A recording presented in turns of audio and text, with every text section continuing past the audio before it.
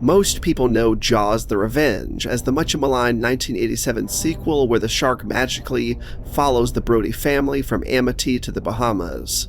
The film itself has become infamous for its nonsensical premise, continuity errors, and the odd psychic link Ellen Brody seems to have with the shark. But here's the kicker. If you pick up the novelization by Hank Searles, the same author who novelized Jaws 2, you get a completely different explanation. And it's not just a little tweak, it's a full-on dive into the supernatural. In the book, the shark's behavior is not random, nor is it just nature gone wrong. Instead, it's under the influence of a voodoo curse cast by a Haitian witch doctor named Papa Jacques. The whole thing reframes the story. The shark isn't acting out of personal revenge, because let's be real, sharks don't hold grudges. Instead, it's literally a weapon, a mystical instrument of Jacques' anger against the Brodys family after Michael insults him. That single change flips the entire meaning of the title. The revenge isn't the shark's, it's Papa Jacques'.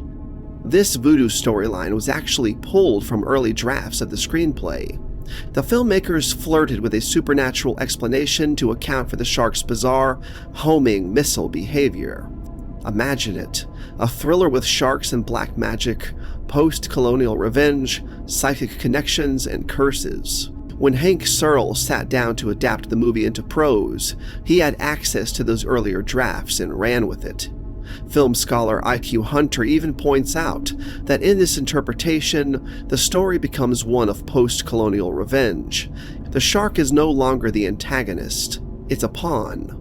That explains why in the film there are these weird vestigial references, like Michael Brodys saying, "Come on, sharks don't commit murder. Tell me you don't believe in that voodoo." That line, bizarrely out of place in a movie otherwise pretending to be realistic, is a fossil of this scrapped storyline. The film dropped the voodoo outright, thinking it was too corny for mainstream audiences, but the novel kept it, making the whole plot way more cohesive than the movie itself.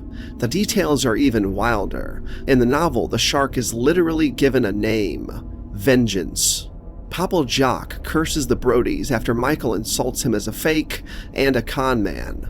Ellen's psychic link to the shark, which comes off as bizarre in the movie, is explicitly explained as part of the curse. Michael's daughter Thea even falls under its sway, slipping into a trance that draws her toward the sea, where vengeance is waiting.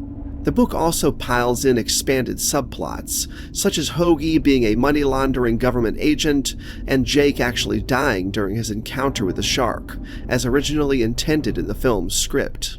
All of this makes the book read like a pulpy supernatural thriller rather than the limp film we actually got, and here's the crazy part: the novelization is the only place where this entire voodoo explanation exists in full form. The movie ditched it, and the result was a shark sequel that baffled audiences because it gave no reason for the shark's bizarre vendetta. Fans have spent decades mocking Jaws: The Revenge for being incoherent, when in reality it was only incoherent because Universal decided to strip away the voodoo plot and leave the bones behind. So there's an alternate reality where Jaws: The Revenge is remembered not just as a bad sequel, but as the gonzo shark meets black magic horror movie it almost was. Imagine how differently people would talk about the franchise today if that version had made it to the screen. The Jaws: The Revenge novelization isn't just a tie-in paperback, it's a window into a version of the movie that never left the script stage.